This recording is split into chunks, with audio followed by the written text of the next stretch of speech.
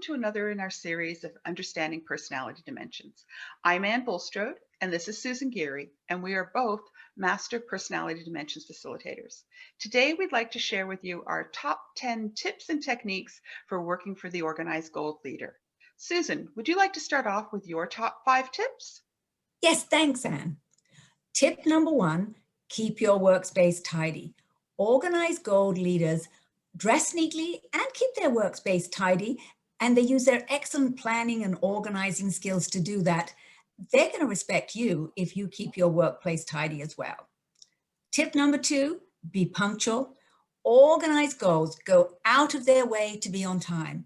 They often leave early, arrive early so that they can be on time for an appointment. You'll gain brownie points if you are punctual and get your work done on time. Tip number 3, do what you say you're going to do. They do whatever is humanly possible to keep to their commitments, and they will expect the same of you. And this is where you can build trust. If you do what you said you were going to do, that will build trust. If you don't do what you said you were going to do, that can erode trust. And once broken, trust is hard to get back. Tip number 4, present ideas and information in a detailed way. If you want to influence your gold leader, present the details of the plan and the details of how you will implement it. They need to see the details to decide if an idea is workable. Tip number 5, work in a systematic, organized way. Organized goals tend to work step by step to achieve their tasks. They like to work within the hierarchy and obey the rules, and they will appreciate it if you do the same. So Anne, that's my top 5 tips. What are yours? Thanks, Susan, and those were great tips. Thanks for sharing them.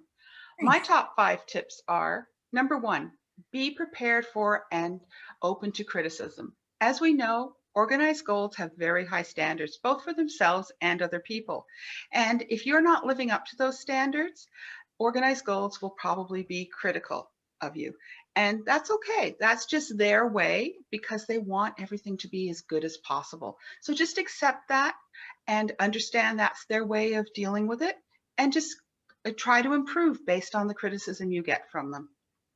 Number 2, respect tradition and history. We know that organized goals make their decisions based on history, the way things were done in the past and today. So if you can respect that about the organized goals, the tradition, the history, and work with that, you're going to find it a lot easier to work with them, and they're going to respect you a lot more as well. Number 3, be prepared and efficient. Organized goals are all about having a plan, working the plan, and completing the plan in an efficient manner. So you need to be prepared, understand what the plan is, work that plan with them, and do it in an efficient manner. Number 4, be a team player and help others. Organized goals are all about the team, being part of the community. That's so important to them. And they want you to be part of that team or community as well, and to help the other people on the team. Number 5, complete tasks and see them through to completion. As we know, organized goals like to make sure that there's a plan, they work the plan, and they see it through to completion. And they expect you to do the same thing. So make sure that when you start a task, you do work it according to the plan, and you do complete the task as it's set out. So those were my top 5 tips. Susan, anything else you think we need to add to that list? That's great tips. Thank you, Anne. Thanks, Susan. So we hope you've enjoyed our session on the tips and techniques for working with an organized gold leader. We're going to continue to add these videos. And so if you would like to learn more about personality dimensions, please subscribe to our YouTube channel and you'll be notified when we add new videos. In the meantime, stay well, and we look forward to connecting with you again in the future.